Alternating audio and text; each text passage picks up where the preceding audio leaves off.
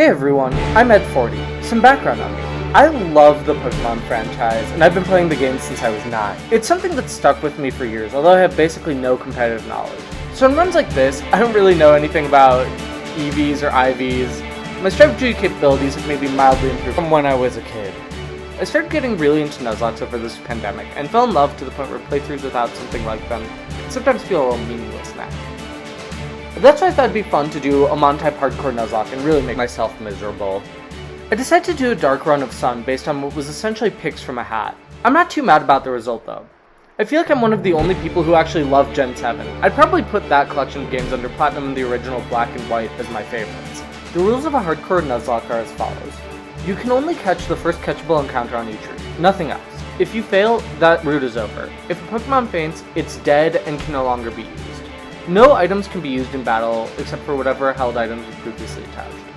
I'm counting Z crystals in this, but may change my mind later. Battle mode will be on set at all times. And finally, Pokemon will not be allowed to go past major level caps. Ordinarily, this would refer to the gym leaders in the Elite Four, but this game's a little different. I'll be capping at the level of every Totem Pokemon or Kahuna/Trial Captain's ace. I'll also be using the Species class. This means I can be more selective by forgoing dark encounters I meet before a new encounter, and simply treating that as my first. But it also means if I catch a species, I can never catch another member of it again. Alright, now let's get to the Pokemon themselves. I've never been a huge Dark-type user, though some lines like Sandile and Skuntank are among my favorite. I've always found them to just be a little frail for my taste, so this will be a bit of a challenge for me. There are 14 catchable lines in Sun and Moon. That's a ton! However, the Volibee line is a Moon exclusive, and Guzzlord technically counts as a legendary, which I'm not using for this run, so that brings it to 12. Now 3 of these lines are weird because they only gain a Dark type through evolution, so we won't be able to use them right away. I have no qualms with using EXP Share, but I'll have to be careful turning it off as my Pokemon approach the cap. Also, traditionally, if you lose a run, you reset entirely, but I don't have the patience for that, so I'm just going to start from my last save and count my attempts. This may sound cheap, but in a certain sense, it prevents me from better EV training my Pokemon and getting better natures in subsequent runs, so hopefully it's not the most egregious thing. I really just want to complete one of these to see if I can. So let's get this bad boy started. We started by meeting Professor Kukui, who's discovered tons of moves but hasn't yet discovered a show. We then saved Nebby, the weirdly animated Cosmog, from some Spearows. To thank us for saving Nebby, Lily gives us a rock. Definitely not a fair reward, but all works out as we finally get to pick our starter. I chose Litten, my favorite of the Alolan starters and really the only option for a dark run. I named Litten Hulk, and it has a lonely nature, meaning plus attack and minus defense. Not ideal, but it definitely works. With some love and some luck, Hulk will be a key Pokemon for this run. We meet Hal, who, in my opinion, is a pretty solid rival outside of how easy he is, and have our first battle. We take his Rowlet out with just a couple embers and move on. Hala gets jealous of my rock and takes it for himself. Because I'm the only other 11-year-old, I get to be part of the festival, so the stage is set. Now there's a slight problem. I can get my first currently usable dark type on Route 1, but I don't know how Sunrise works, and if I can catch it before the festival, or if I have to wait to catch an Alolan Rattata. As I learned through fighting this young goose, though, I do in fact have to wait. My first trainer battle mocks me with an Alolan Rattata that Hulk destroys in 2 hits. I made it to the fest with Hulk at level 8, ready to whoop Hal. His Pichu hit with a Thunder Shock, but thankfully no paralysis before I took it out with a second Ember. Rowlet was also a piece of cake, and after getting Hulk to level 9 in the battle, the challenge was truly ready to begin. But man, everyone loves calling me names! Talking to Lily lets me access the Hallelujah outskirts, and my adventure begins. My mom gives me stacks, and her Meowth calls out longingly to me, knowing that I'll soon replace it with its darker half. At the outskirts, I ran into a level 7 Alolan Rattata. I went there because I wanted a stronger self-sufficient Pokemon, but this was actually a mistake because my current level cap is 10, so there's not much room to grow. Anyways, I catch it and name it Gnarled. Shout out CeeLo. It's got a rash nature, so plus special attack and minus special defense. Well, this isn't the worst nature it could have gotten, it's pretty bad, so another reason it's a little bit of a mistake. Fortunately, I have a couple more chances to build my team soon. However, this does mean I can no longer use Hulk until it evolves.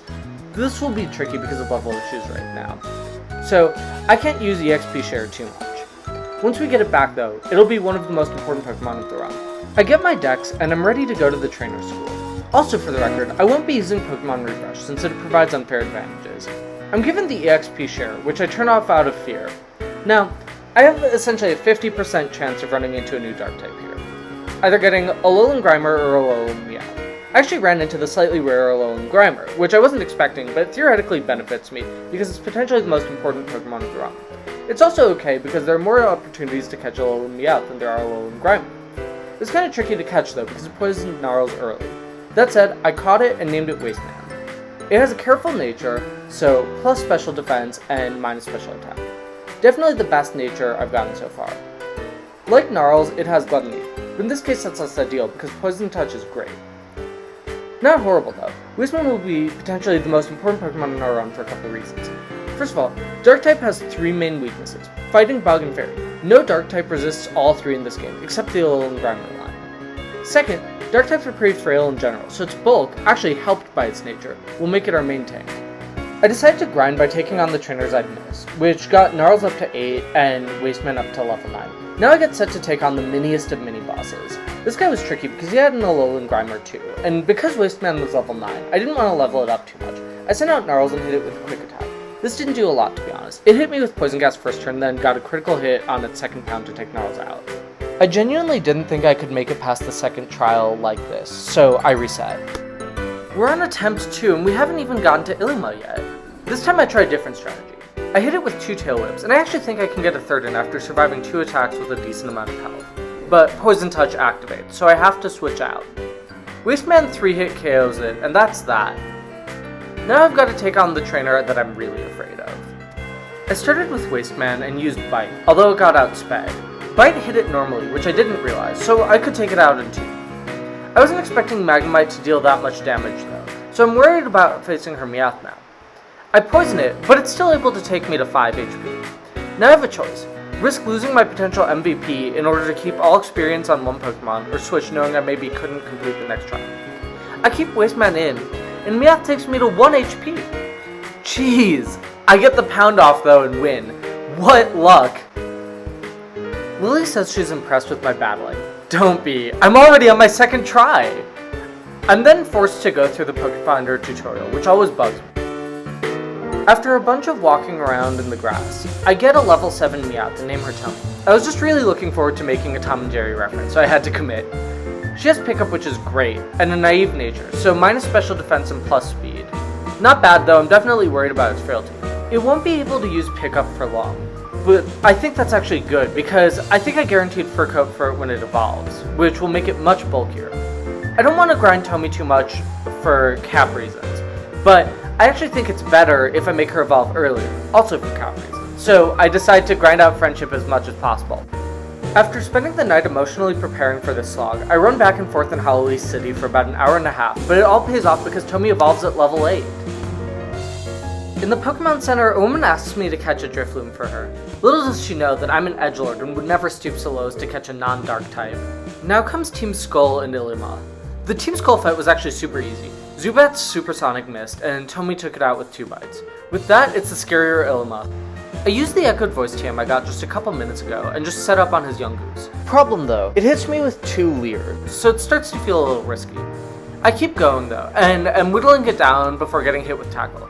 The mere 9 damage Tomy takes gives me more confidence, and I keep building up the echoed voice, taking it out after Illumina gives it a potion. Tomy learns Fake Out. Now, it's time for Smeargle.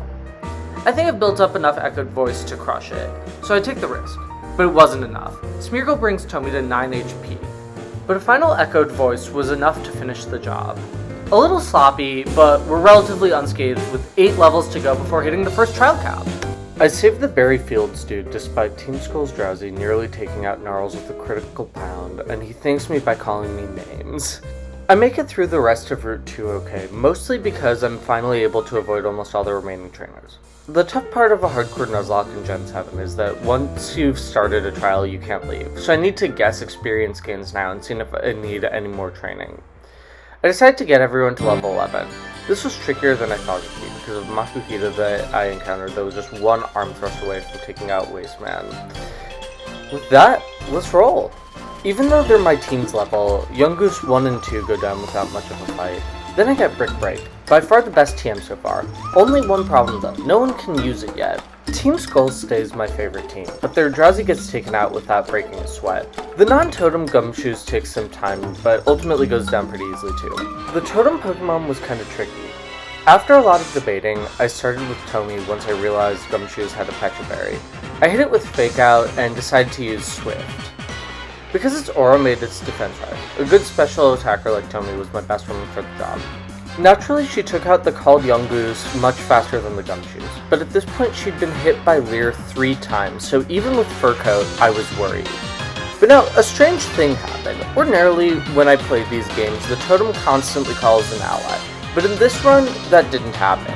That actually made me more confident, and I decided to start setting up Echoed Voice.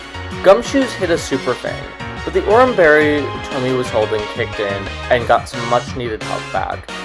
With my second, I got Gumshoos to just a sliver. All I needed was just a single Swift to land. But I'd been hit with Scary Face enough where Gumshoos could outspeed me, and it hit me with a bite of its own. And got the flinch! I tried the same thing, and the same thing happened again, and took Tomy to 10 health. Not good! I switched Wasteman in, and it took a bite and the Super Fang, but bit Gumshoos for the kill. Game, set, map. I have a slight trek between here and the Grand Trial with Hala, which will easily be my biggest challenge in the first half of the game. I'm a little salty I can't get my next encounter until right after, because Hala wouldn't be able to touch it with one of his Pokemon, and the others wouldn't be able to hurt it too much. But I'll have to make do. I also have to be careful. Hala's ace is at 15, and all 3 of my currently usable Pokemon are at 13, meaning I have to get through 2 routes plus a fight with Hal, and not have any of my team gain 3 levels. Furthermore, Gnarls has a 4 times weakness against fighting. This isn't impossible, but it'll be tough for sure. The first half of Route 3 goes off with almost no hitches. However, I stumbled into a trainer with a Petal unprepared. I forgot if Petal was also Fairy type, and so I spent a lot of this battle flummoxed and had to switch into Wasteman just to feel safe. Tomy took out a Spearow, and we got a Sharp Beak right before naturally finding another. This has little significance, but I find it kind of funny. Mellow Meadow kinda sucks. Not only are there no dark types, but almost every Pokemon there is strong against my team, especially our arch nemesis of the run, Cutiefly. I spend my time there frantically running from almost everything with Gnarls, and this throws my basically even team into the fire with Hal. Gnarls gets absolutely shellacked by his Pikachu with an Electro Ball that takes him to under half, and then Bite brings Pikachu to half but gets the static. I panicked and switched Wasteman in, and Pikachu growls it twice. Somehow I get really lucky though, as Poison Gas hits and I don't get static. But this leaves me ill-prepared for Rowlet. I have no choice but to switch into Tomy, who fakes it out, then goes for the Bite flinch, but it never comes. Regardless, Rowlet goes down, but I'm not feeling great about How's Grandpa right now. I decide to take on the Root Leader. As all my team is level 14, he doesn't really stand a chance, but it's still hard. I start with Gnarls and hit his Rockruff with a Bite, knowing it'll trigger Red Card. Now, technically this match could be illegal because I could switch Hulk in. Nevertheless, Tomy comes in instead. She hits the Fake Out, and I realize Red Card can only be used once. I switch Wasteman in, who I was hoping for in the first place. I take Rockruff out, but not before it can get up Stealth Rock. Slowpoke is next. I go for Poison Gas, it goes for Yawn. We both land. I get a Bite out next turn, and I'm actually rewarded for this by getting the switch into Gnarls.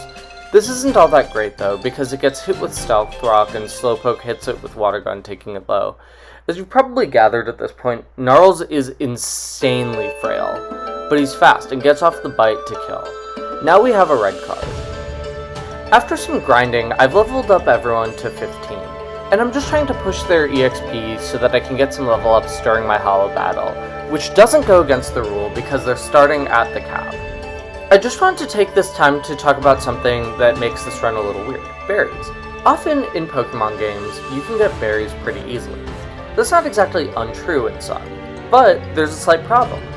Crabrawler often lurk in berry trees, and because of their type, they can take me out. So I'm a little worried about berry harvesting very often, and may run short on berries throughout this run. Minky's Anger Point, which maxes its attack if it takes a crit, and Hala's Crabrawler's ability to build its attack with the Stab Iron Fist boosted power-up punch. After spending the night stressing, I'm emotionally prepared. The battle starts and I send out Tomy. Hala's Mankey is first. I fake it out. Now, I get a kind of risky idea in this process. I go for Silk Scarf boosted Echoed Voice.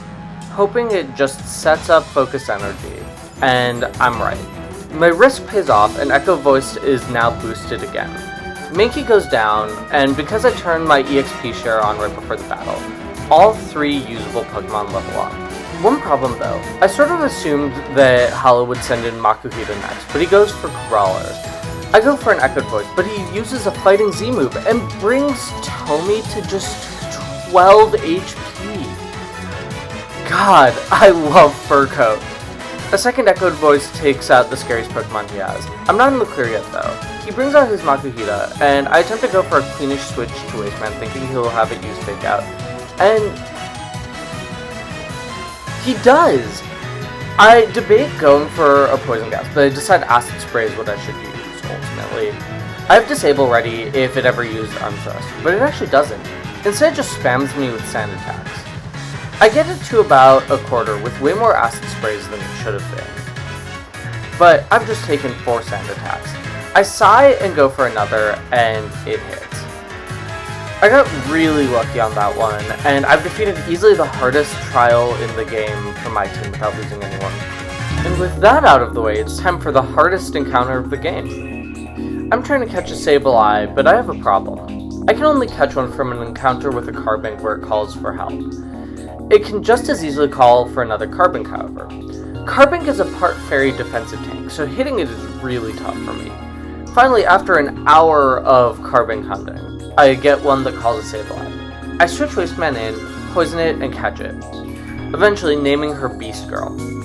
She has Stall, one of the worst abilities in the game, and a quiet nature, so she has minus speed and plus special attack.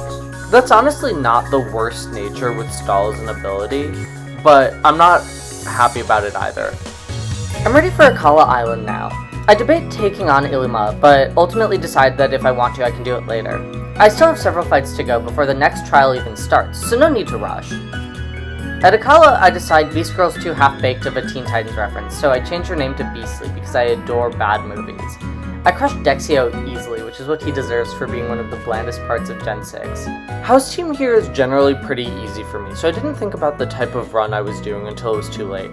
I opened with Gnarls and hit Pikachu with a Hyper Fang. It hit with a quick attack, and then I missed the next Hyper Fang. I try again and it hits me with Electro Ball, bringing me to 6 HP. This one lands thankfully, and Pikachu's KO'd. Hao brings out Dark Tricks, and without thinking about held items too much, I bring Wasteman in. He hits with a normal Z move, taking out a good chunk of Wasteman's health. I poison it and hit it with an Acid Spray, but Acid Spray really doesn't do much. I switch Beastly in, and after a Nightshade and a Shadow Sneak, Hao's toast for the 4th time. I need to stop underestimating him though. I go to Paniola Ranch and get Stoutland registered. Next at the nursery, I get my one and only encounter on this island, an egg that'll become an Eevee.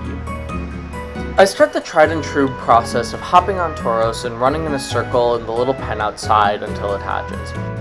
This happens much faster than I'd expect, to be honest. Only a few minutes go by before Eevee hatches. I name it Glow Up. It has a naive nature, so minus special defense and plus speed. Not ideal for a tanky defensive support Pokemon, but it is what it is. I've never really liked Umbreon that much, to be honest. Yeah, it's the coolest of any evolution design, but it just can't hit hard to save its life. With the limited encounters that I'm stuck with it, Tauros graciously lets me sit on its back while it runs more to make Glow Up love me. After another few minutes, I take out a Mudbray with Gnarls and Glow Up evolves into an Umbreon. I now technically have a full team for the first time in this run. Because it's nighttime, I decide to take Gnarls to the level cap and evolve him. I go back to Route 2, and after getting a little more experience in Verdant Cavern, Gnarls evolves into a thick Raticate. With that taken care of, it's grinding time. I go south to Route 1 Pokemon Center and drop my whole team off except for Glow Up, who's gotten to level 8 now, and Hulk, who still has no need to worry about the level cap. I begin the surprisingly tedious for this early in the run process of training, and along the way, Hulk evolves into Torracat. Along the way, I run into Gentleman Gerald, whose Sableye is the same level as Glow Up. Glow Up has been training a little, so he's taken a bit of damage. I hit Sableye with Pursuit and it responds with Nightshade, doing a ton of damage. Pursuit didn't do very much, so I'm worried now. This process repeats, and now I can take 2 hits before getting KO'd. Sableye ultimately gets Glow Up into Nightshade range, but surprisingly, it only uses Astonish. I try another Pursuit, but Gerald uses a full restore. No! All my work is undone, and Globe's damage output isn't strong enough. I get a little lucky for a bit, but Globe faints from a Nightshade in the end. Because there's no other Pokemon on my team, I have to send out Hulk, which invalidates the run, ending attempt 2.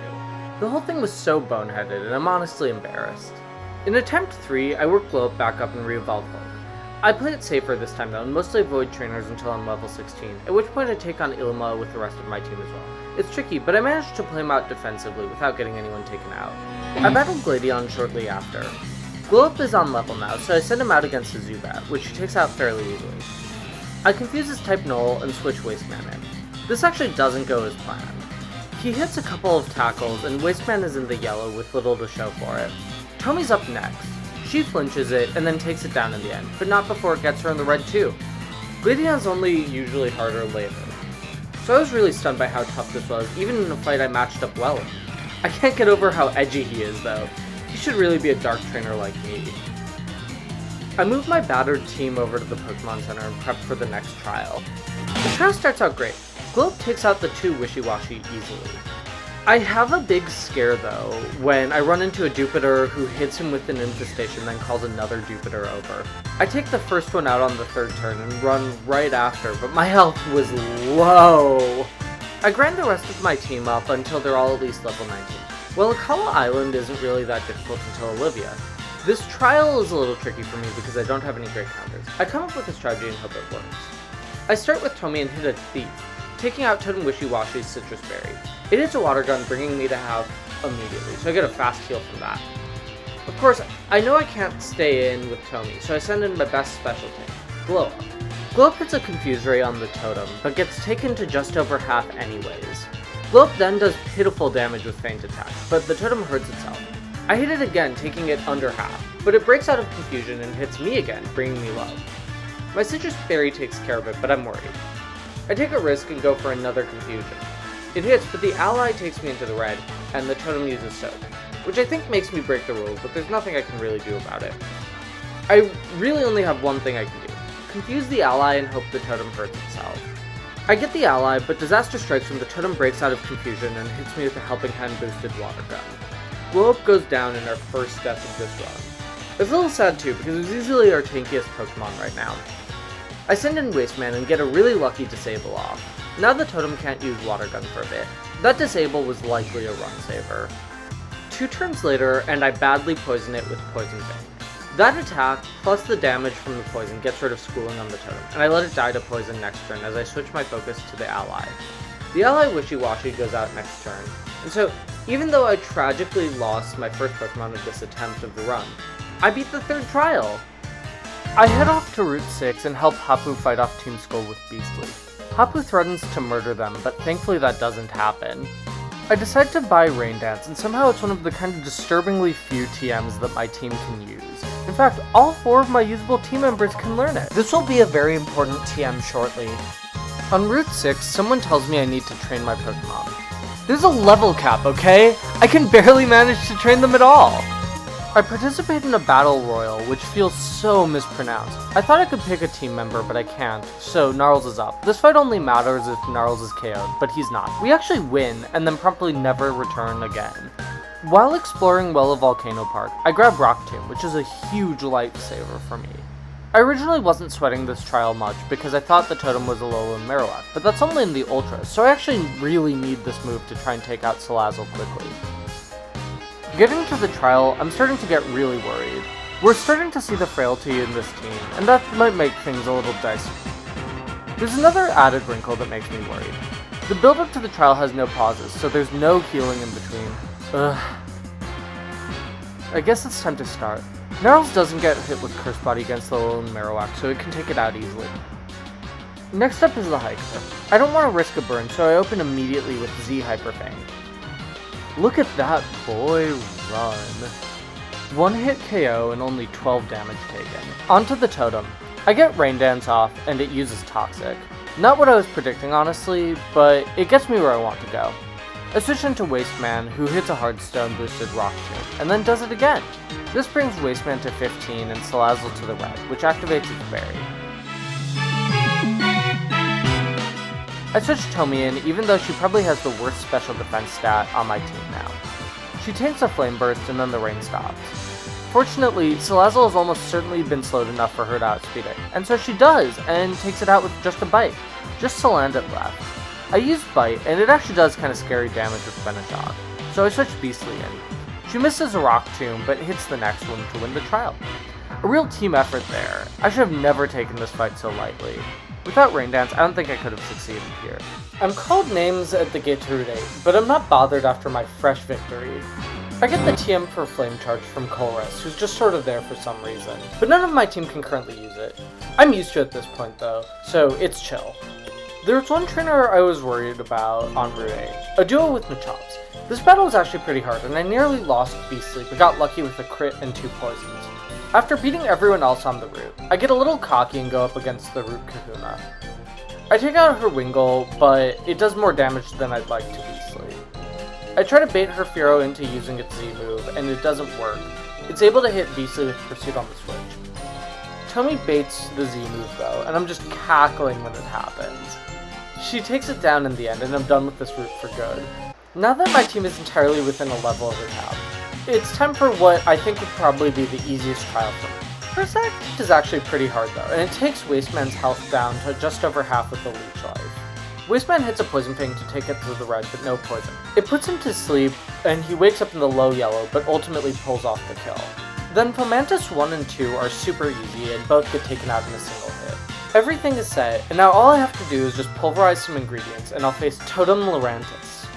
I don't actually prepare for this battle because I'm dumb and go in without items on most of my team. My lack of strategy totally backfires, as even though I get Lurantis poison, it's able to clean through my strongest team members fast, so I wipe on what's supposed to be the easiest trial.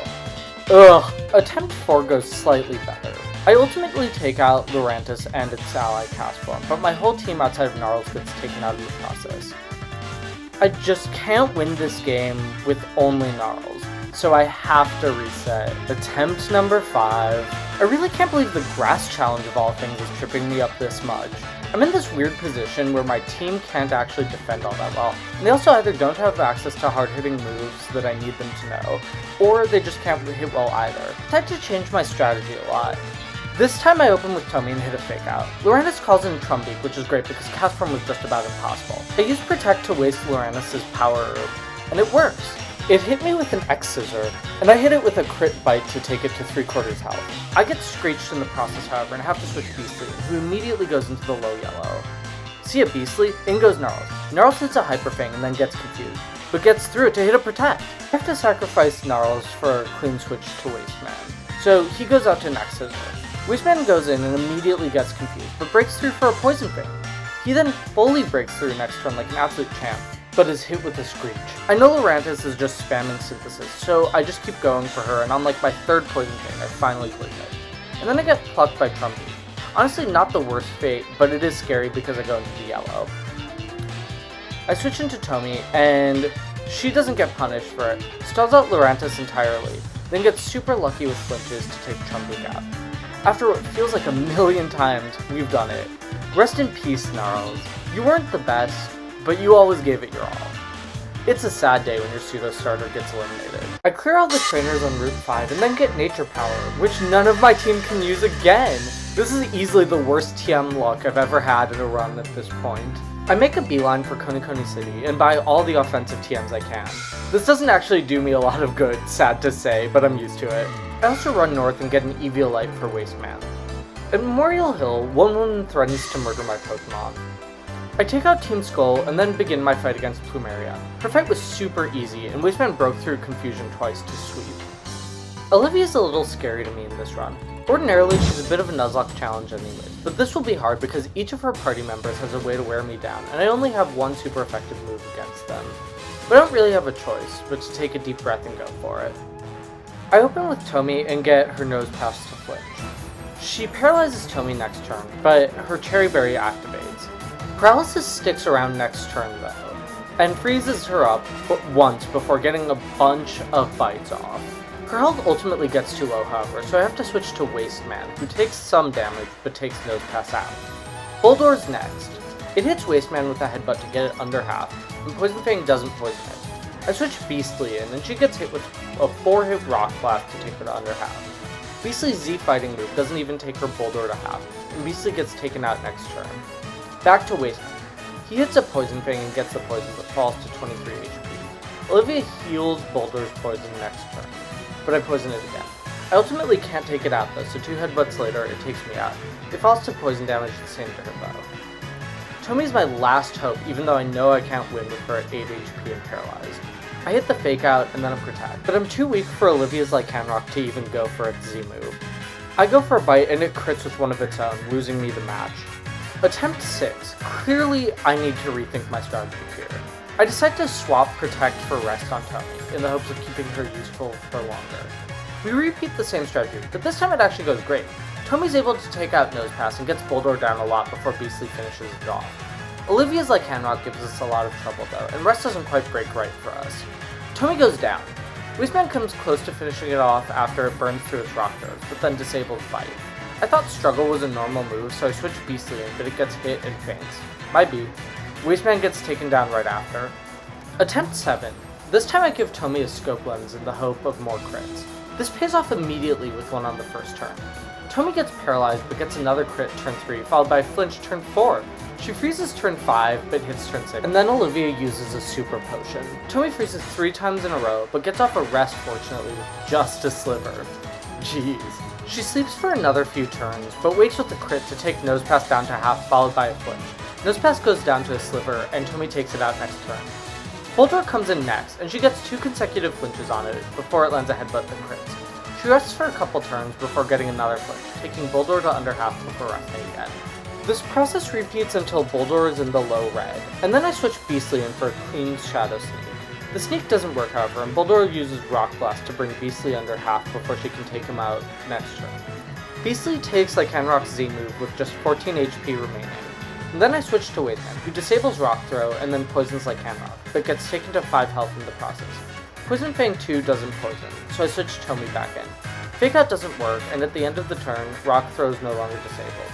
Tomi wakes up and gets a Bite off, but takes too much damage and has to rest. She doesn't even get a hit off before she has to rest again though. Next cycle she gets one to bring Lycanroc to under half thanks to a lucky miss.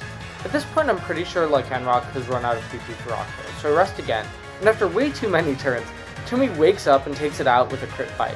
The Scope Lens really paid off here, and with that we win the second hardest Grand Trial of the run. After doing a little training, I head to Aether Grand Paradise and encounter a Nihilego. It's a little scary to me, but I have a plan. I stall it out until it flees. Simple as that.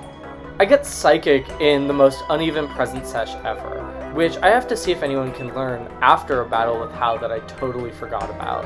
He sends his Raichu in, who Wasteman takes to low health, but goes to about a third health, so Beastly switches in and finishes it off. Hao sends his Vaporeon out next, and I realize I can't keep Beastly in for all 3 Pokemon or it'll be over the cap, so I switch to Tomi, who gets KO'd by Vaporeon. I now have no way of making it to the next trial, so I have to reset for attempt 8. This reset takes me back to Hano Beach, so I plan for a new strategy. I go back and get the TM for Sunny Day. The Nihilego fight is weirder because I need to set up for my fight with Hao and I don't get a chance to later. I started with Tomi and stalled it until it fled. It's Hao time now. Tomi takes out his Raichu. Next up is Vaporeon. She uses Sunny Day before I switch my team around to set up. But Hao switches Dartrix right in as sunlight fades. Wasteman poisons it, and then I switch to Tomi, who fakes it out. But next turn she feints his Z move before he goes down. After trying to set up on Vaporeon again, Beastly ultimately fades. I can't possibly win, so I reset. Attempt number 9, gee, Hao shouldn't be this hard ever. This time I think I've gotta get rid of Swift. Fast forward through the first fight, which is basically the same, and it's back to Hao. Tomi flinches Raichu, and then hits it with a crit bite, only to take 8 damage in the process to take it out. I get off a Sunny Day, and then Wasteman gets off a Disable with 2/3 health left. I cleanly switch into Beastly, and then back into Wasteman to bait out Dartrix, and then disable its pop. I use Protect in an attempt to get it to waste its Z move, and it does, with Wasteman only taking 4 damage in the process. I'm able to poison it next turn. I switch to Tomi, who takes it out, but gets to half health in the process. Vaporeon is back. I use Sunny Day and then a Chesto Berry Rest to go into almost full health before switching into Wasteman. Wasteman fires off the Disable, leaving it with just 3 health. It's Beastly time. Beastly uses Shadow Claw and resets Sunny Day. Vaporeon's no longer disabled, however, and early on Beastly gets confused by Water Pulse. It hurts itself, but then breaks out only to get confused again. But now Vaporeon's on low health. I could actually do this! All I need is for Beastly to hit one little Shadow Sneak. Can it do it? It can! I finally beat Hao. Absolutely wild to me that this was the hardest battle of this run to date. After leaving Mally Garden, I head to Route 10. There we get our next encounter. A Pancham I named Design. I can't use him now, but he'll be useful later. I have to be really careful now because the level cap for the next trial is 29. But I have to fight Mullane first, and he's got an Alolan Trio at 30. The only usable member of my team right now not at level 29 after Hao is Wasteman, so I only have a level worth of wiggle room. The battle with Mullane isn't horrible, but it is a bit of a setback. I don't have anything that hits Skarmory well, so I burn through Wasteman's health, and then switch to Tomy to take it out. I switched to Beastly to one-hit KO Trio with the Z fighting, but this brings Tomy to level 30, meaning she won't be able to be used in the trial. I decided to just use her on Matang and take it out. I boxed Tomy, and now it's time to start the trial. I forgot this trial didn't have pauses between encounters, so if anyone levels up here, it technically doesn't break the rules, because it's all basically heading into the game. The Totem Challenge is the last of the absolute hardest battles for me that I know of.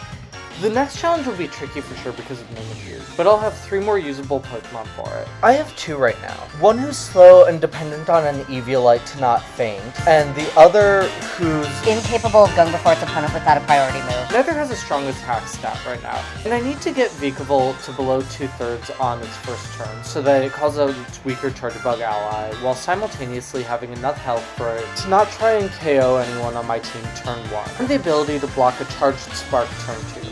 I have to survive a Grubbin and 2 Charjabugs before I can even reach the totem, all of which have a higher speed than either of my Pokemon. If this is even doable, it'll be incredible to me. I throw a few runs, and they all go horribly. I make it 2 turns max into the totem fight, often in the yellow and or paralyzed before someone faints. While I have a couple of vitamins available, I don't think they'll move the needle enough. For attempt 13, I come up with a new idea. This is a bit cheap admittedly, but I'm out of ideas and morale is low. I go back to the Pokemon Center and get Tomy from the box.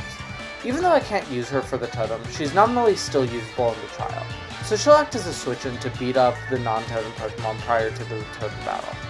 I have to conserve Wasteman and Beastly's health, and get them a level each, then hit a Z-Rock move and chip Vikavolt down, ideally without sacrificing anyone. After what's admittedly a bit of a slog, I get through the non-totem Pokemon to face Vikavolt. I start with Wasteman, who gets a Z-boosted Rock move off while Vikavolt uses Charge. I use Protect to see if it'll waste its Spark, and it does! I hit a Poison Fang next turn as it uses Charge again, and I get the Poison.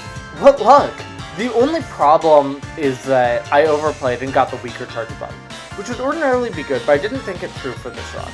The better one has more diverse moves, which ironically makes it easier for us because it's better to switch in on, whereas this one just spams Spark. Wasteman hasn't gotten paralyzed yet though, which is great. I use Protect and see if I can get Vikavolt to waste its Spark again, and it does! Amazing! I switch in Beastly, who loses health and gets paralyzed, but I get off a Detect.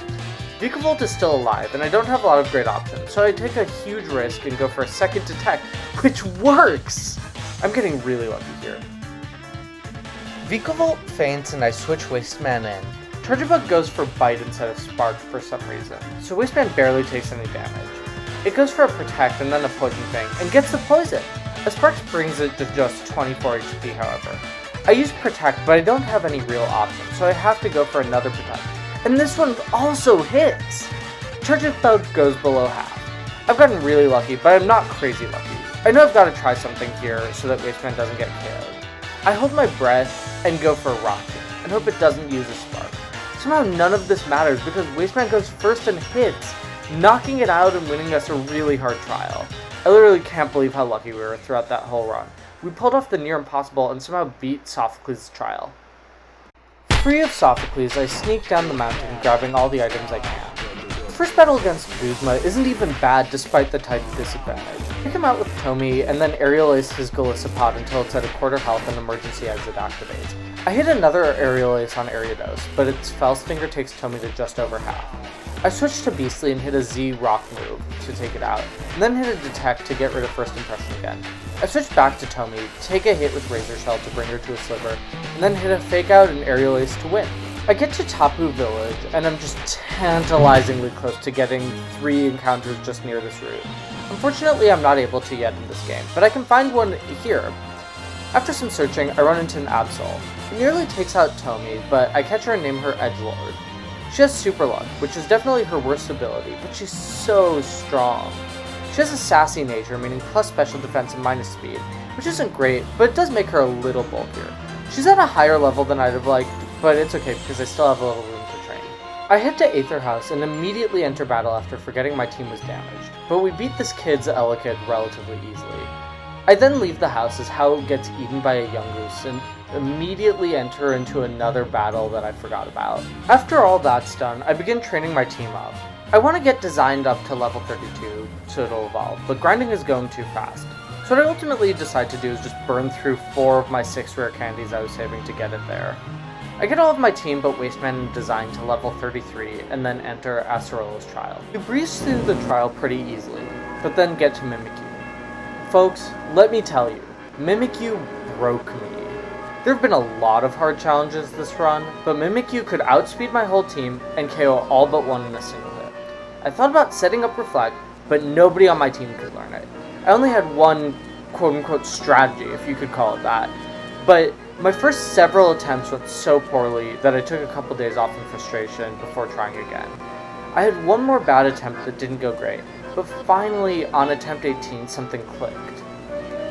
I opened with Wasteman and used Poison Fang, and it poisoned Mimikyu. Its Slumberry activated and broke its disguise, so now I didn't need to worry about any of those things anymore.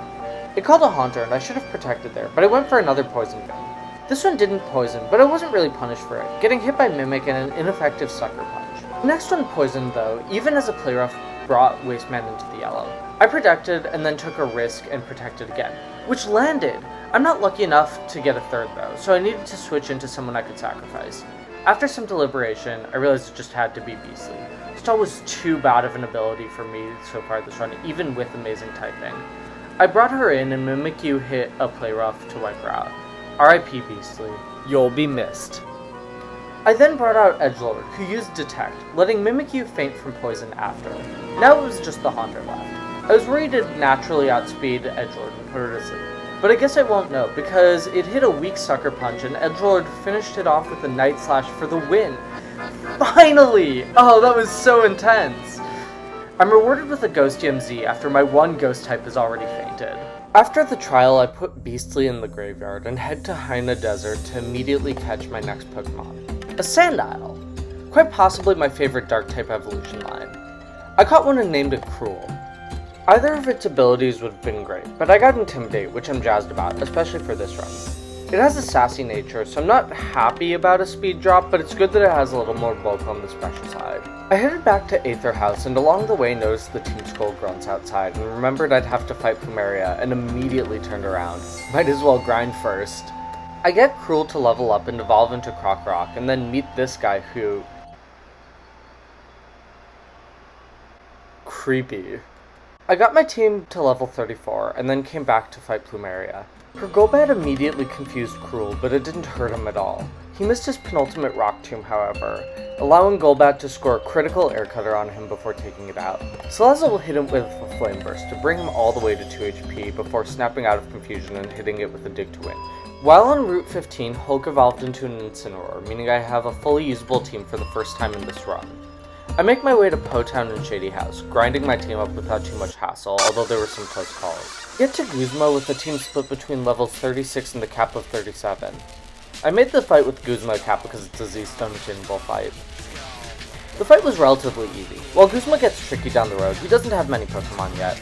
I opened with Tomi, who beat First Impression with her Fake Out, and then hit Golisopod with 2 Power Gems to bring it to a Sliver while I mistakenly decided to try and set up Sword Stands. Emergency Exit triggers and Ariados is sent in. Tomi hits a Power Gem to bring it to about half, and Ariados hits a Fell Stinger to bring her to about third. Tomi hits another Power Gem and takes Ariados out, thankfully.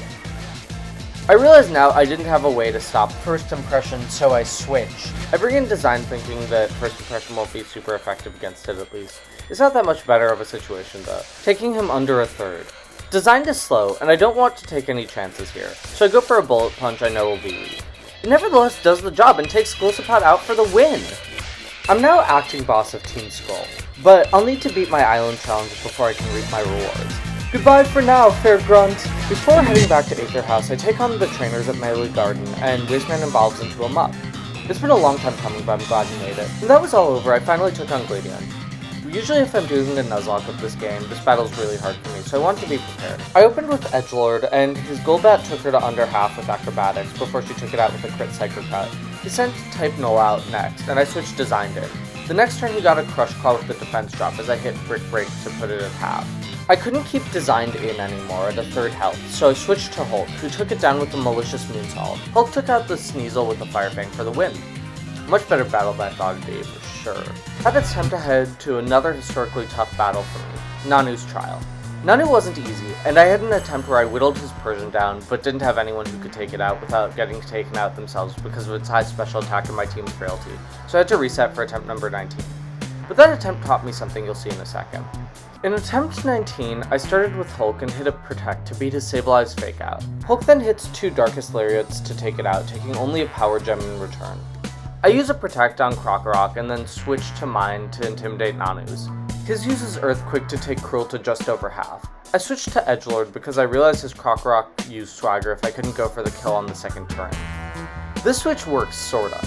It goes for the Swagger, but misses, so at least it's a clean switch. Fortunately, it goes for Swagger again and hits.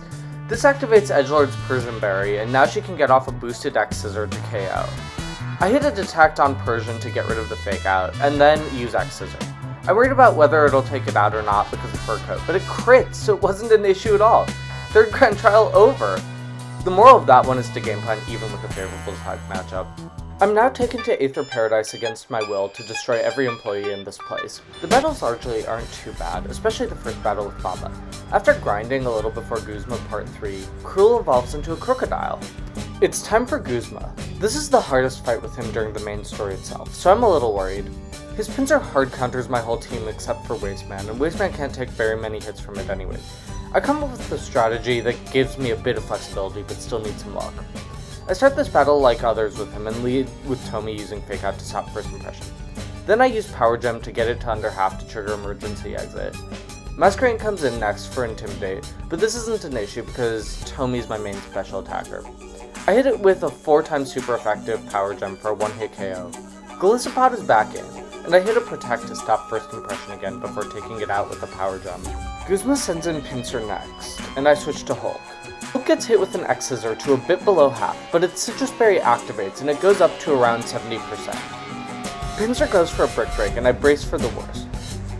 But it survives with 4 HP! This was way better than I thought could happen, and it allows me to return fire with a Fire Fang. I realized too late there's no way a 65 base power move will KO something as solid as Pinsir, so I begin regretting my choice, already planning for another attempt. But it actually does! I realized later that this had to have been because Blaze activated. With that over, I have one less threat, Ariados. This guy's given me some trouble in the past, but I thankfully have 5 Pokemon with full health still. I switch into Wasteman who takes a Fell Stinger and responds with the Rock Slide. Ariados hits a critical Fell Stinger in the process though, so I won't be able to keep Wasteman in. I switch to Designed, who tanks another 2 Fell Stingers surprisingly well and hits a Rock Slide for the win. On now to another fight that's scary to me. My first battle with Lucamine. But first, time for a nap. Lucamine's battle was really not fun. Her Beatware bodied my whole team to end attempt 19 and 20. My team just isn't very fast or bulky with some exceptions. I decided to level everyone to level 42 and see if that got me any further. I started attempt 21 the same way I'd been starting, with Wasteman spamming Gunk Shot. This time Clefable got some good shots on him and Wasteman had a bad miss. My Lodic then hit a Hydro Pump to bring him to just 8 HP, but he hit a Gunk Shot and a Crunch to take it out. Beware was next, so I hit a Protect to test it out, so I was going for Takedown and then made a big mistake. I accidentally hit Toxic and was bracing for the worst, but it actually used Baby Doll Eyes on me, and Toxic landed! The sigh of relief I had was so loud. I switched Cruel in to lower Beware's attack as the Toxic started eating through it. After stalling a little more, I sent Vulcan to finish it with a Fire Fang. Miss Magius was next, and I had a feeling it was going to go for Power Gem, so I switched into my Bruised Cruel and tanked 2 of those really well. Then Cruel took it out in a single crunch. The Lilligant was left, and in my excitement, I played this one pretty sloppy. I switched Hulk in, and it hit him with a Teeter Dance. but it broke through confusion to hit a Fire Fang. Nice! Lilligant hit a Petal Dance and outsped, so I had two options. I could either take a risk and go for another Fire Fang, or I could switch into something else and take it out with that after taking a Petal Dance. I made the play to stay in again, and Hulk broke through confusion again after getting sent to the right to hit another Fire Fang. Lusamine was tough, but I got really lucky. This next part of the game is going to be super weird for purposes of this run. The Grand Trial comes before the actual trial in this game, unlike in the Ultras, so the level cap situation is a little bit tricky now. Hapu's team is all at least level 47, with her ace at level 48, while the totem is only level 45. As a result, I'll have to cap my team at level 45 until the trial. Hapu's team is fairly strong against mine too, so I'm not really thrilled about that. After taking a couple days to brace myself for this process, I begin exploring Pony Island. Lily and I meet up with Hapu and are spied on by this creepy old woman, but it's all worth it because I can finally get my next encounter now. After 15 minutes of fishing, I find it. A level 18 Sharpedo, who I catch and name Godot because I just played the Ace Attorney trilogy for the first time. This boy has a hardy nature, which is neutral. Not bad at all. I wasn't anticipating catching one at such a low level though, so I'll have to train him up. I set Hulk to the box for a bit because I can't use him in the upcoming fights easily. I then got Godot a little ahead of the rest of my party. Since I plan on not using him against Komo-o, I can get him a little ahead of the cap. On Executor Island, Lily and I witnessed the most spontaneous rain I've ever seen while getting the flute. We're ready for the final grand trial, but there's one thing to take care of first. Team Skull's ambush! The first grunt goes down in a single hit, and same goes for the first Pokemon in the 5-on-1. But then it got tricky when Golbat came out. It hit Godot with a Leech Life to take him under half, before Godot took it out with a second Ice Fang. Godot seriously didn't have enough health to take on Raticate, so I switched to Design, who took it down but ended up in the red. I had to switch and wound up going into Edgelord, who took down the final two Pokemon easily. Finally, it was time for Hapu. I got Godot up to the level cap of 48, because he admittedly doesn't really feature too much in my plans going forward, so it's okay for me if he needs to be boxed for a while. The rest of my party was between level 43 and 44. I'd been dreading this fight for a while, and it honestly took me around a half hour just trying to strategize during. I had some semblance of a plan though. I didn't want her Dugtrio to set up Sandstorm or KO Godot, who I opened with, because I needed him a lot for this battle. Two of my Pokemon are weak against ground, and nobody who has Size Special could learn anything that could take down Hapu's Gastrodon, so this battle would require a lot more care than I can afford with this relatively glassy team. I hit Dugtrio with an Expert Belt boosted Aqua Jet, which took it out. I knew Sharpedo was strong, but I didn't realize it was that strong. Then came Mudsdale. I was most scared of Mudsdale because it checked all of my team a decent amount, but I had a plan. I switched Wasteman in. Normally this matchup would be terrible, but I gave him an air balloon. So my sentient pile of floating Toxic Sludge missed Mudsdale's Z-move entirely. On the next turn I used Toxic, and Mudsdale's Heavy Slam popped Wasteman's balloon. I predicted Hapu's full heal and hit another Toxic, but Wasteman couldn't take another hit. So I sent in Cruel, and he was taken to just under half with an Earthquake. Cruel hit a Protect, but Mudsdale still had some health left. So I decided to go for another, and it worked! Wow.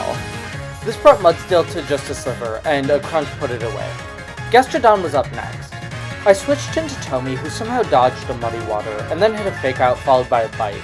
She took a Muddy Water in the process, going to under half health with the accuracy drop, so she couldn't be in there any longer. I wanted to get more damage off before switching, but the fifth I took off would have to do. I sent in Design, who somehow also missed a Muddy Water next turn, and then after that hit a Z Grass Knot to take it out. I knew it was going to be close, so I'm really happy that it actually worked out. Flygon was the last Pokemon, and I definitely couldn't take it on with Design right now. The best I could hope to do was just get some damage off on it, or maybe a Paralysis or Defense drop. I used Body Slam after careful deliberation, and I wound up getting the Paralysis. Lucky break because Godot's still the glassiest of them all, so I need all the help I can get. I switched Godot and then Flygon is paralyzed. Absolutely amazing luck. I hit an Expert Belt boosted Ice Fang and it goes down. What a relief. I was so worried about that battle and it definitely wasn't clean, but it got the job done with far fewer deaths than I feared. I entered Vast Pony Canyon and realized immediately it was going to be tricky. Because of how weirdly designed this area is, the level cap is lower than the levels of the first trainers here. So my team is super underleveled by comparison. I snuck through a lot of the trainers to get myself to the canyon, where I found and caught a Murkrow first try. I named her Nightlife. Nightlife has a calm nature, meaning plus special defense and minus attack. That's fairly bad. The good thing is she could otherwise be a mixed attacker, so I may use her for some much needed special coverage on this team. I immediately evolved Nightlife into a Honchkrow. I used a Dust Stone I picked up earlier on Pony. There's one more thing I have to do in this area though, and it's kinda a doozy. After picking up Hulk from the PC and taking on a couple more trainers, I get to work. See, I only have one more encounter in this run, and that's a Sneasel. Sneasel may become a really useful Pokemon on my team, but I'll need to evolve it first, and I can only do that with the Razor Claw. The only place I can get one is here, where Jingmo-Os have a 5% chance of carrying them. This means I had a 0.25% chance of encountering a Jingmo with a Razor Claw. Somehow though, after a million Lycanroc scares, I find a Razor Claw on my second Jingmo encounter. What luck, honestly. It took me 20 minutes, but that could have been way worse. Training was really difficult here. Because of the high trainer levels, there are a ton of close calls. I also inadvertently cap out Hulk, meaning he won't be able to be used for this trial. For all that, I'm finally ready to start. The pre-totem Pokemon are relatively easy. Pseudos aren't to be messed with though, and Nightlife nearly gets taken out with a crit Sky Uppercut. Honestly, this fight with the totem was crazy. I tried this fight once opening with Wasteman and it went terribly. The totem protected almost immediately, and I could barely get a Toxic set up before getting taken out, followed by Nightlife. So I decided to reset for attempt 22. Last try gave me an idea though. Because it was protecting to get out its superior ally, I had a free turn to set up in some capacity, even if I couldn't do all that much with it. I opened with Cruel, who brought the totem's attack down, and then switched into Wasteman. I realized from the last try, the ally Hakamo would just spend its first turn setting up, so all I had to worry about was Kamoo's first attack. It hit with Clinging Scales and took off a third, but no biggie for me. I'd forgotten that it dropped defense as well, and that Kamoo didn't have an item to fix that, so I got lucky and hit the Toxic. Amazing. I hit a Protect to stall, but both opponents were using Sky Uppercut and didn't think Wasteman could risk another shot if Protect didn't work. I switched back to Cruel. This time though, Kamoo used Clinging Scales, which took Cruel to under half but gave another defense drop while Hakamoo set up. It's really starting to get kinda scary. I hit a Protect to like Toxic build. I didn't really have anything I wanted to switch in now though, so I had to risk another Protect. And it worked! With one turn left before the totem fainted for Toxic, I had to switch now. I went into Design, who ate a Sky Uppercut to go a little under a fit thanks to its Choppleberry. This was enough though, and Kamoo fainted. Now, I still had to worry about this totem Hakamoo, who'd set up considerably. I had something of a secret weapon for this, however. I sent Edgelord in, and she immediately got hit with a Sky Uppercut, but her Focus Sash kicked in. Now I just had to get on a Psycho Cut, and it outsped me! I thought because of the level difference I might have a shot, but Absol is so slow, especially with this nature. But somehow it missed! I got an amazing stroke of luck at the last second and was able to take it out with a super effective Psycho Cut, winning me the final trial. While training my team, Lily says we're getting close to the altar together, and my fear of commitment kicks in, forcing me to leave immediately. But after several hours, I collect myself enough to keep pushing forwards. I get a little worried again when Hapu tells us it might work out, but push through it. After going up more stairs than anyone ever should in their life, Lily tells me that she feels the power of the sun in the middle of the night. We blow our flutes, and then hey, wait, is that a giant cross? Pokemon Christian propaganda confirmed, I guess. Nebby evolves and takes us into another dimension, and we somehow don't die in the process. Guzma looks like he's seen some horrors. Lusamine waits at the end of this extremely shallow world. She transforms into a tentacle woman, and it's super freaky, but I have to battle her now. I open with Wasteman, and she opens with Clefable, who I take out in a single hit with a Gunk Shot. She sends out her Milotic next, which I wasn't expecting. Because of Marvel skill, I didn't want to use Toxic, so I went with Gunk Shot again, and it crit to take Milotic out. Just incredible luck. Lusamine sends out Beware next, and I'm not looking forward to this one either, but I decided to use a Gunk Shot on it, and this one also hits and takes off a third and gets a poison. Fires off a Pain Split, which I wasn't expecting. And that actually boosts Wasteman's health because it's been hit by Hydro Pump before. I decide to go again, and this time Beware's health goes low, but he uses another Pain Split to bring me and it into the yellow. I go for another hit, and my final Gunk Shot lands to take Beware out. I just want to say how ridiculous this was. The entire time I've been grinding everyone up, I've been so frustrated by how little Gunk Shot's accuracy was. It was like a 50% hit rate. But somehow here, when I needed it, every single one hit. Now, all the Pokemon I was super worried about have been taken out far less time than I thought. Lusamine sends out Miss Magius, and I have a perfect cover. I send in Cruel, and she hits me with the Mystical Fire and gets the attack drop. It's no concern though, because Cruel one-shots it with Crunch. Only one Pokemon left, Lilligant. I switch into Hulk, who gets hit with a Teeter Dance, so I decide to risk a switch into Nightlight, who gets taken to just a sliver from Petal Dance. Okay, bad move, back to Hulk. Hulk goes under half from Petal Dance, but this battle has been lucky for me so far, so that I don't really want to redo it if I lose most of my team. I want to try and come out unscathed. My only hope is to outspeed. But it turns out Lilligant must have had on tempo, because instead of going for a third Petal Dance, she goes for Teeter Dance and outspeeds me. I desperately need Hulk to break through confusion now. And he does, to hit a super effective stab Z Fire Fang for the win. What a wild battle.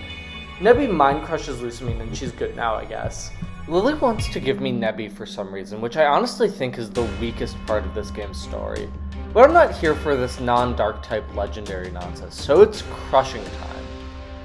But I realize it won't go away until I catch it. And I also can't actually access the Pokemon League without catching it.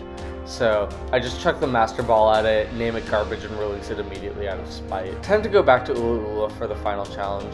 But first, Gladeon ambushes me. This fight's always a little difficult for me, and this one wasn't really an exception, although definitely not as tough as it might have been. I was really worried about his Lucario, so I invested in some vitamins ahead of time. The fight opened with Cruel versus this Crobat. Cruel got a hit with an Intimidate reduced acrobatics and lost a quarter, but responded with a Stone Edge. I overestimated the damage output on Stone Edge and underestimated Crobat's willpower, and it left Crobat with a quarter of health. That freaked me out, and when game planning what to do next, I accidentally hit Dig. It wasn't going to kill me, but I did waste about a turn of Cruel's health. Except, Gladeon messed up. He sent in Lucario as Cruel Dove. Cruel naturally wasn't hit by an Aura Spear and came up to KO Lucario. Wow, that was so weird. Next up is Silvally, who's the other big threat here. I hit a Protect to see what it'll use and hopefully waste a multi-attack, which works. Then I switch into Wasteman, who gets hit by another one and loses a third of its health. Silvally hits him with another, and he goes down to about a quarter, but gets off the Toxic. Now I just switch my team around and use Protect or Detect to stall out Toxic. This works great, even as Wasteman and Edgelord get low. I end up on Nightlight, who uses one final Protect for the KO. Revile is next. I spent some time debating whether to switch in Hulk or Design, and ultimately go with Hulk because his defense is 3 points higher. This turns out to be the right strategy. Revile uses Ice Shard and hits only a sliver. Then it uses Night Slash and takes off a decent chunk actually, but Hulk responds with Frick Break to one-hit KO it. Crobat's back now, and I'm feeling pretty glad I switched into Hulk. He uses Acrobatics to take Hulk to a third, and then Hulk responds with Darkest Lariat for the win. Not a horrible battle, but definitely had to play it close at times and got really lucky on that Lucario switch in. I head up the lift where Gladeon came down and immediately encounter my final Pokemon of the game, a Sneasel. I caught it with a quick ball and named it Edge King. Edge King has a docile nature, which I'm happy with, especially considering my rotten nature luck. It also has Keen Eye, which probably isn't its best ability at this point, but it's still pretty good. Overall, I'm happy with this. I took a break until nighttime and then leveled up Edge King by 1, allowing it to evolve into a Revile. But one problem. I was a complete idiot. I assumed Sneasel could learn Ice Shard early, so I could just teach it at the move tutor later. This in fact is not true. It learns it at level 47, one level above where Edge King sits now. Revile doesn't learn Ice Shard, so there isn't a physical ice move I can teach it at all now.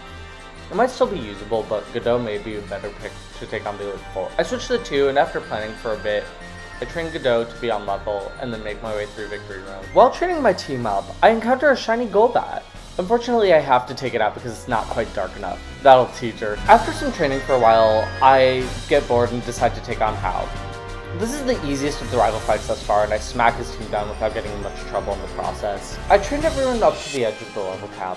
Because all the Elite Four have equal levels, I just use the level of their ace. If I gain levels while taking them on, that's okay so long as I don't go past the level of the champ's ace. We're finally ready for the Elite Four. I start with Acerola, thinking it would be a good way to prepare for tougher challenges. I opened with Designed and used Protect to get rid of Sableye's Fake Out. Sableye then hit Designed with a Confuse Ray. He immediately hit himself in confusion, but he broke out next turn and hit Sableye with a Black Glasses boosted Crunch to bring it to the right. He hit another one as Acerola used Full Restore. This was a bit of a low roll though, and so Sableye was in the yellow. I risked a Bullet Punch anyways, and took it out! She sent out Frostlass next, who hit a Confuse Ray, but a single Crunch took it out. Delmise was next. I forgot Design was confused for a second, so I used Crunch instead of switching. Thankfully it broke through. Delmise went under half, but responded with an Energy Ball to also take Design under half. I decided to risk my luck and attacked again. But Acerola had another full restore. Jeez. I didn't get hurt by confusion this time, so I decided to try a third time. This one also slipped through confusion to take Dhelmise down. Pale Sand is next, and design hasn't broke through confusion yet. Its special defense also isn't very good, so I can't leave it in on third health. I had a game plan for this, but as I'm about to execute on this, I realized Nightlife would be a better choice than anything I was thinking of here, so I switch it in. It turned out to be the right move as Pale Sand went for Earth Power. Amazing. I go for a Nasty Plot as it hits for 9 defense. I get a bit greedy and go for another, but it hit me with Shadow Ball to take 40% off and got the special defense drop too.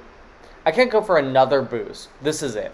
I hit Pale Sand with a Dark Pulse, and Pale Sand goes down. Nice. It's just Drifloon left. I hit another Dark Pulse, and it's another one-hit KO. For Sleep, 4-member down, and my whole team is at level 56. You'll love to see it. I decided to do Kahili, the most random Elite 4-member, next. This battle was so much harder than I thought it'd be. I opened with Hulk, who hit her Skarmory with a Fire Fang as it set up spikes. I didn't really have a way around it, but I was just hoping she wouldn't use it. But alas, she used a full restore next turn, and I got a crit to take it to Sturdy. It landed a slash, and I was able to finish up after that. Mantabuzz was up next. I didn't have a great strategy for it, so I just hit it with a Toxic as it hit me with a Brave Bird. Then I protected, hit it with a Fire Fang, made it flinch, then another Fire Fang took it out. Next up was Toucannon, the one I was most scared of. With Skill Link plus Bullet Seed and Rock Blast as well as Z-Beak Blast, it's nothing to laugh at. I was debating between Fire Fang and Toxic, and I decided to use Fire Fang to try to get a burn or a flinch, but it didn't work. It did take Toucannon to half though before it used Screech. Whatever it did next, I absolutely couldn't take, so I needed to switch. I had only one good option, Cruel. Cruel's Intimidate kicked in immediately, and thankfully so, as it just used its Z move. This took Cruel to the red, but all I needed was to outspeed. I sorta did. It used Beak Blast, which starts at the beginning of the turn, but it's also low priority, so Cruel took it out with a crunch, but also got burned. Oricorio was next, and Cruel couldn't take another hit. I switched back to Hulk, who got hit to about a quarter with Spikes and then Revelation Dance, and then to Wasteman, who got taken to about 60%. It used another Air Slash to bring Wasteman to a quarter, but now I just had to hope it didn't flinch Wasteman. And it didn't! Wasteman used a Stone Edge to take it out. Crobat was last. I decided to switch into Godot out of fear that Crobat might crit, but Crobat confused it with Supersonic instead. I had to gamble now. Godot didn't get hurt by confusion and used Ice Beam to bring it to a third. And it got the freeze, which never happens. Kahili used a full heal. All I need now is for Godot to break out of confusion. And it does to hit Crobat for the win! Honestly, that battle was super tough. I'm really glad it's out of the way now. After a ton of deliberation, I take on Olivia next. I'm not thrilled about facing her, especially after last time, but I'm also not thrilled about facing Hala again anytime soon either. I open with Cruel and use a Soft Sand boosted Earthquake on her Relicanth who uses Yawn. I wasn't expecting that, and I need Cruel Awake for this battle, so I switch to Godot, as Olivia uses a full restore. I go for a crunch thinking I can get a defense drop, but no such luck. It hits a Yawn, and I decide to keep Godot in and go for another defense drop attempt, but it doesn't work. Relicanth goes to half before Godot falls asleep. Relicanth is using Ancient Power now. That's almost perfect for switching. I bring Cruel back and take Relicanth out with another Earthquake. Carbink is out next. I had a strategy here, but I didn't use it. Instead, I use another Earthquake to take it to a quarter. It fires back with Moonblast, which Cruel tanks much better than I'd expect, taking it to about 60%. Crocodile's just so good. Olivia uses a full restore, and I fire back with an Earthquake and then another for the kill. Alolan Golem is next, so I send Wasteman in to tank a Steamroller. I hit a Toxic and then a Crunch to build up some damage on it, but 2 Thunder Punches bring Wasteman to a third. But I know what Golem is using now, so I can just switch back to Cruel easily. I use Earthquake to take it out. Next up is Lycanroc, who I'm definitely scared of, but I think I can take. I worry it'll use Counter Art Z move, so I protect. Then I come up with an idea. I think Crunch won't do a ton of damage if it gets countered, so I go with that. Lycanroc goes for Rock Climb instead, which hurts and takes Cruel to a quarter, but no confusion. Now I can outspeed and just take it out with an Earthquake. Probopass is next, and if I can just tank Earth Power, then I've won. Cruel hit it with an Earthquake, and it responds to take Cruel to a sliver, but he survives. One more Earthquake and I've won my third Elite Four battle. Only one Nightmare left. It's finally time for Hala. This was probably the hardest battle I've had in some time, and you'll quickly see why. My party consists of only 2 Pokemon not weak to fighting attacks. On top of that, One of those has basically nothing in defense. I give it a go anyways. I decided if I lose, I'd end the run here. I open with Cruel on his Hariyama to get an Intimidate off. I then switched to Nightlife on the Fake Out. I'm regretting the strategy already, but then he followed it up with Knockoff, taking off Nightlife's Focus Band. Nightlife went with Nasty Plot. Next turn it hit a Psychic to take Hariyama out. Crabominable went out in one turn too. But Primeape was next. Here my problem of not having great coverage against fighting types really hurts. I used Protect to try and eat some Cross Chops until the odds are too low. Then I switched into Cruel to get an attack drop. Cross Chop connected, but its Chople Berry activated to merely bring him into the red. Thank God it wasn't another crit. I blocked another and then switched Hulk in. Hulk took serious damage with Cross Chop, and then used Protect to block Outrage. It hit Hulk with Pursuit, but then Hulk took it out with a simple Fire Fang. I panicked a lot for nothing, apparently. Now Hulk is seriously bruised while facing Beware. I have to switch. I Protect first and then go into Wasteman, who takes a Hammer Arm to under half. Wasteman uses Protect, but now there's just nothing I want to switch into, so I have to try something. I go for Toxic, and Wasteman gets it off as Beware misses a Hammer Arm. Super lucky, honestly. That might have just saved this strong. I anticipate Hollow going for a full heal and Toxic again, which plays out. Now I Protect again to let the damage build up, but there's not really too much Wasteman can do right now. I have to switch. I send in Designed, whose Chople Berry means that Hammer Arm only takes it to 69. Nice! It outspeeds to retaliate with one of its own to take out Beware. My whole team outside of Godot, who definitely can't take a hit right now, is seriously bruised, so I don't have a lot of options. I have to do it. I switch Nightlife in, and she goes down to Poliwrath's submission. RIP. It was really sad, but if anyone had to die, this was probably the best choice. Nightlife couldn't tank anything and wouldn't be useful against the champion, as much as I love Honchkrow. But now I can switch in Wasteman, who gets hit but survives to land a Gunk Shot, which doesn't kill. And I'm terrified, but that actually poisons, and it takes Poliwrath out for the KO. I can't believe it! An incredibly tough fight for sure, and one I'm proud to have beaten. But now it's time for the final battle. At the top of the league, I fight Kukui. I give Godot a rare candy, but that's about all I can do to boost my team considering everyone else is at the cap. Here goes nothing. I open with Cruel against his Lycan Rock. It outspeeds, which I should have guessed, and sets up Stealth Rock. Cruel hits with a Soft Sand boosted Earthquake to take it out instantly. Alolan Ninetales is next. This one is one of a couple I'm really scared of for a few reasons. And I've prepped for this scenario in particular by equipping Design with the Roselli Berry so that it could Bullet Punch until taking it out. But like a surprising number of Elite Four battles, I get a change of heart and do something else. I keep Cruel in and use Stone Edge. Ninetales outsped but only use Safeguard, and Stone Edge connects to instantly take it out. Kukui sends out Primarina next. This dumb Seal Ballerina is so good against so much of my team, and I'm freaked. Cruel is hard countered by it, so I bring Wasteman in. Wasteman takes Stealth Rock and Moonblast damage to drop below half, but I don't really have any better choices here. If Wasteman can survive this Moonblast, I'll have a fighting chance. And Wasteman survives on just 6 HP! It lets out a Poison Z move in response to annihilate Primarina. What a time! Kukui sends out Snorlax next, so I switch into Design, who tanks the Stealth Rock and a high horsepower quite well. He hits a Hammer Arm and gets hit by a Body Slam to get taken to a third. I anticipate a full restore, so I repeat, and guess right. Then again. Then I'm finally able to take Snorlax into the red and go for a Bullet Punch to take it out. That thing has some serious bulk. Braviary is next, and I bring Cruel back.